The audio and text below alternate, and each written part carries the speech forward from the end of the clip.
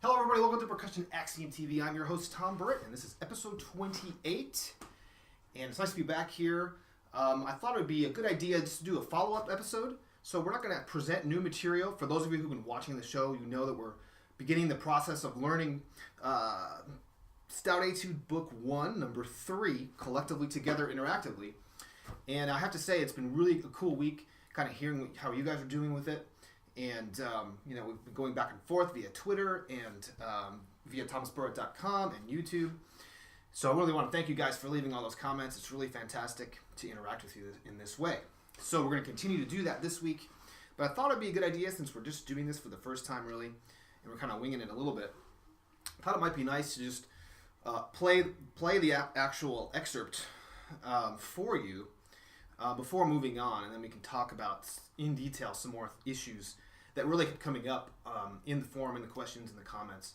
So I just played for you the first 14 measures or so of this, just because I want to talk to you guys about some specific issues. So what we want to do is get to, some of you are bringing sticking questions, some of you are bringing up articulation questions, so we're going to talk about those things today. But before we do, we need to talk about the Axiom. After all, it is Percussion Axiom TV, and so we have to have some sort of guiding principle that relates to the show, that sort of unifies it. And so today's Axiom is something that I've been thinking about for a long time, that I think I finally arrived at how I really feel about it. And that's, you don't want to wait too long, or wait at all even, in using the musical motions that you're going to use when you actually play the piece. So in other words, I have this thing I call the 6 M's, called, it's basically make a musical motion that matches the musical moment. And it's something I teach my students often, and they make fun of me for, but I think it's really true. And the problem is that, sometimes when we learn music for the first time, we're real angular and mechanical about how we learn the notes at first, because it's very slow and very inter-tempo. And that's, I think that's not a bad way to use things, but the one problem I found is that when you play the piece up to tempo, when you finally get it there, you end up using much different motions than you use when you were learning the piece. And so we're going to talk a little bit about that, how I feel it's important to use the musical motions that you're going to use when you play the piece up to tempo. Don't wait to implement those later. So, because really it's about, those motions are going to help you play the music and play the music more musically.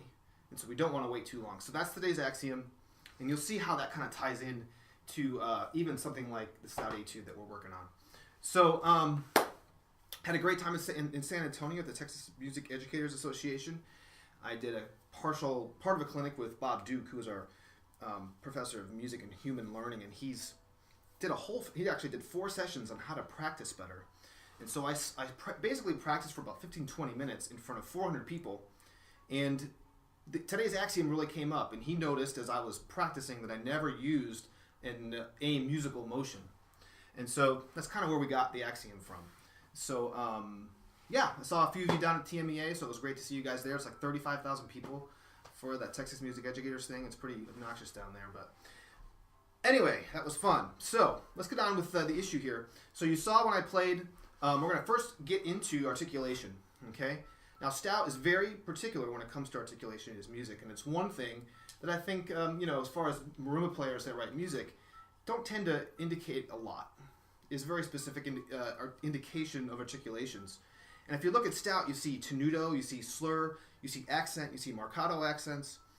And articulation is such an important part of the music making process. And I think we have to deal with how does that actually manifest itself here as we play.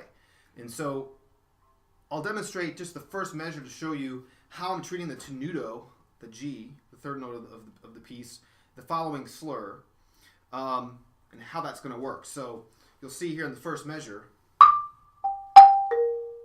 I push, make sure that G has a nice D, ba, B, da, and then I play the B flat a little less, so we get this idea of D up, a slur on the second part of the beat. Looks like this. And continues into, there's another slur getting into the third measure as well. Right there, slur. So I'm going to use a musical motion there that matches that musical moment. And so when you slur something, you're basically making one big motion that's going to give you two notes. I think that's a really important part of this piece. Okay, so there's the articulation marking there. It also happens in measure 5 as well. So you can work on making these motions very fluid and connected. And then also a tenuto has a little bit more weight on it too. So I'm going to push into that note a little bit. So that's the slur slash tenuto marking articulation that's here. Now the other articulation markings that are here are real bright marcato accents. And with those, we're going to treat those more individually and separate them. So we're going to use a motion that's going to make them separate as well. So here, and then real fast, high velocity strokes to help give those sounds just a little brighter articulation. I also grab a little bit onto the mallet, and these mallets that we've designed, Thomas Burritt mallets, are meant to get a little brighter as I dig and put a little tension in my hands. And so I think you'll hear those articulation changes too. So when I have those individual notes, mostly in bar 3 and then also bar 6, I'm going to use a little bit of tension and a real quick velocity just to make sure that these are seriously hard accents and very clear articulations. Okay, in measure 7 through the rest of this, we've got 7, 8, 9, and 10. Actually, 7, 8, and 9, we've got slurs. So what I do, like in measure 7, and then measure 8, I want those notes because they have a slur over them, or phrase marking, I want them to feel like one idea. And so I'll use a big motion, lots of relaxation, and flow to show you that we've got 4 connected notes. And the rest of measure 7 can be more separated. So measure 7 look like this. And measure 8. So you can see how it's D at the da, da, da, da. So that's how I'm working with that. And then measure 9 is just one big grouping of notes.